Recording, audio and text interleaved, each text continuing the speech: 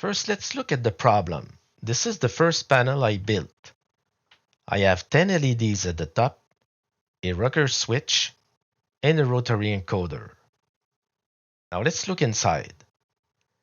I have a ground wire for each component, and they are joined together with this electrical terminal cap.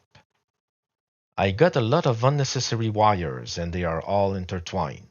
It makes servicing the device very hard and complicated. I found a nice solution to avoid having so many ground wires for components. Let's look at it. This is a new panel I am working on and it has 15 components. And I don't want a mess of 15 ground wires coming from them.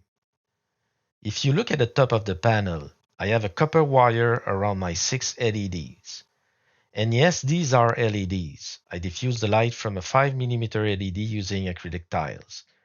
I have a tutorial on how to do it. The link is in the video description. Go check it out. So the ground pin of each LED is soldered directly on the copper wire. Now if you do that for all your components, you only need one wire that connects to the ground pin on your Arduino, because this wire is also soldered on the copper wire. Here is a nice tip on where to get this kind of solid core copper wire. I get them from this big roll of phone cables that is very inexpensive. Inside it there is 5 colored wires that you can use in your electronic projects. And I get the copper wire by removing the insulation from one of them.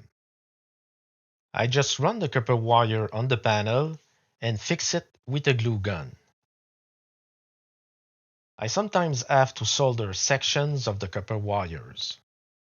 In that case, I use the continuity function of a multimeter to make sure all the sections are well connected together. Finally, let's plug the Arduino and look at these LEDs.